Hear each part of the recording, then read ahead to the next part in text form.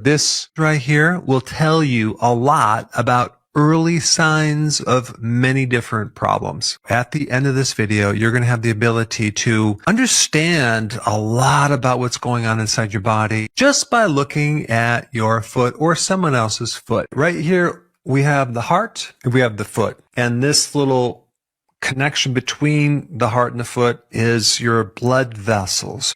You have the most oxygen starting at the heart, and you have the least oxygen starting in your foot. The foot is going to receive oxygen and nutrition through tiny little capillaries. If someone has sugar in their blood, as in diabetes, it's going to show up in your foot first as the earliest sign. I'm going to go through a series of indicators that will tell you what's going on in the rest of the body. First topic I'm going to cover is something called peripheral neuropathy. You might start with numbness or even like burning, and then it can go into some weird sensations. It just feels abnormal. That's because the sensory nerves are breaking down because of mainly one missing vitamin called vitamin B1, thiamine.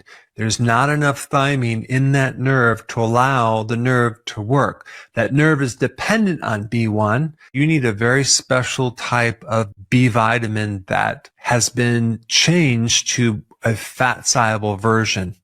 And the name of that is called benfotiamine. I'll put it in the description of how to spell it. There's not enough thiamine in that nerve to allow the nerve to work. And there's a couple things that will deplete B1 from the nerve. Sugar destroys nerves. If you drink a lot of alcohol, it destroys your liver. Sugar and alcohol deplete B1, and you want to put that back. Benfotiamine is what you need. Whatever it recommends in the dosage on the back of the bottle, times 4, because you want to take more to really penetrate to fix this problem right here. Another diagnostic indicator or a window to look inside your body is to notice if your toes get blue. It could be the fingertips too. It has to do with a part of the nervous system called the sympathetic nervous system. Another word for that is called the fight or flight system. And there's a problem with this system in that it's overactivated. One of the treatments for this, the medical treatment, is they use a calcium channel blocker. When they're exposed to cold, their fingers and their toes become blue. What would be a natural version of a calcium channel blocker? That's magnesium. Magnesium is the primary regulator of calcium that's stuck inside the cell. And so one cause of high blood pressure is too much calcium, because calcium is all about contraction and magnesium is all about relaxation. So magnesium fixes this overcontraction problem. The thing to know about magnesium is that you don't want to just take any type of magnesium. You want to take magnesium glycinate, because that's the one that you can absorb like 80%. The next one also relates to what I just talked about. Foot cramps, especially at night or in the early morning. Magnesium in the tissue is going to be lowest in the early morning. You can also get those cramps in the calf muscle right above here. Cramps or Charlie horses are the earliest symptom of a magnesium deficiency. The simple remedy is to take magnesium glycinate. Remember, we talked about that. You want to take at least 4 to 5 to 6 to even up to 800 milligrams for a period of weeks to really fix this deficiency. Just by taking it one time doesn't really help it. The problem with magnesium deficiency is that it's very hard to detect, and a lot of people are deficient in it. Magnesium is really important in a lot of things. If you're deficient, you're going to have cramps. Putting the magnesium back in there will help the cramp. The next thing I want to talk about is when you have swollen feet. This usually is involved with diabetes because they have more sugar in the blood. And if someone has more sugar, they're going to be retaining a lot more sodium and a lot more water, and they're going to have puffy feet. The antidote is to come up with sugar if you have diabetes. Another problem that you might have, discoloration of the lower leg, just the feet start changing colors and they look very unhealthy. It could be a circulation problem. You can have deep vein thrombosis, which is a condition where you're getting clots in the veins, and that's going to create fluid retention in the foot, discoloration in the lower part of the leg. And so those clots can come from many different reasons, one being high levels of stress. And also vitamin E is an antidote to excess clotting because vitamin E kind of thins the blood. If you get more pain or more weakness